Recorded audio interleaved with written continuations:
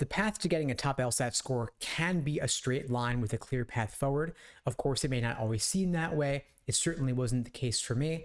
It took me far too long to study for the LSAT. In fact, it took me an entire year to bring my score from a cold 152 up to a 175 on test day, and at least half of that was a complete waste of time. But during that process, I learned what to do and what not to do. I'll start by telling you what not to do. You don't want to consecutively do every single practice test ever released without building the foundation first. There were roughly 100 numbered LSATs with the current format, including logic games, but starting with the August LSAT, you'll see inside your LSAC Law Hub account, they have reduced the number of practice tests available from roughly 100 all the way down to 58. So you might burn through your material if you're not careful. So to help you avoid that, today I'm going to share what will close the gap for you to help you get on the path to the 170s as easily and as quickly as possible. Rather than burning through valuable practice material like I did, you want to instead identify your weak areas as early as possible and drill them. This is part of my LASER approach to LSAT prep. LASER, in case you're not familiar, is an acronym standing for Learning, Accuracy, Sections, Exams, and Review, and it is the foundation of all of my LSAT study plans. The idea is that you start with learning the basics, you learn the foundation, the different sections, the different question types, then you focus on accuracy, where you drill these LSAT questions by type to help you get crystal clear on the proper perspective from which to view each section and each question type. And in the process of drilling your LSAT questions by type, you will discover that you are better at some areas than others. After all, it'd be remarkable if you were equally good or equally bad at all 15 or so types of logical reasoning questions, for example. So let's say you discovered that you were really good at must-be-true questions, but you were not so good at parallel reasoning questions. You would then know, hey, I've got to spend a bit more time on parallel reasoning questions, maybe review some foundational material on how to approach this type. Of course, you don't want to spend too long on parallel questions because they are a relatively less common type of logical reasoning question than, say, necessary assumptions, which are one of the most common types of logical reasoning questions.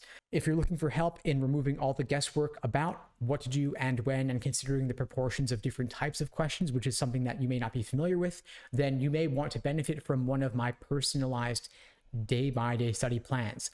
At LSAT Unplugged, we will create for all of our students a personalized day-by-day study plan, laying out exactly what to do every single day from now until whenever you're taking the LSAT. This includes drilling questions by type, doing timed sections, doing full-length timed practice tests in the lead up to the big day. Of course, you want to consider that if you are taking the LSAT in August or beyond, no more logic games on the test. Instead, you want to spend roughly, on average, 2/3 of your time on logical reasoning, since it will be 2/3 of the test.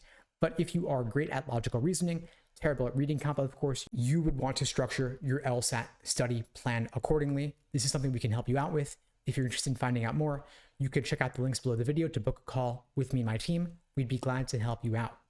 Now, I mentioned that LASER approach to LSAT prep: learning, accuracy, sections, exams, and review.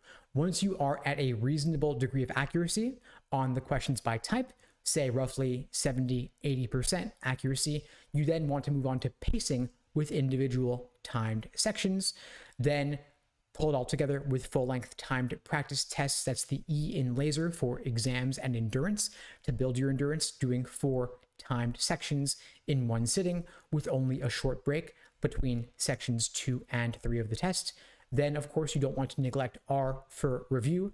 The review process is one of the most important and most often neglected aspects of the LSAT study process, because, of course, you want to make sure that you are learning from your mistakes so that you can avoid making them again, because in case you haven't seen by now, the LSAT repeats itself again and again.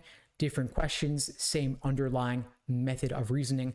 I have developed a framework for helping you review better called the Socratic Review Method, helping you pinpoint exactly what you're getting wrong and why, whether it's in the argument, the question stem, or the answer choices, so that you can avoid making the same mistakes going forward. We cover this framework in our small group live classes via Zoom, as well as our private one-on-one LSAT coaching sessions. Links below to find out more. Again, make sure that you are reviewing properly and that you are devoting a significant amount of your time, a significant percentage of your time, to the logical reasoning section, since it will be 2/3 of the test. If there's one big mistake I want you to avoid, of course, no more logic games on the test. Don't waste time on that. But if you want to close the gap between your current LSAT score and your goal LSAT score, it is going to involve drilling and diagnosing, first and foremost, your weak areas. Anyway, folks, that's all for now. In the meantime, I'll wish you all the best and take care.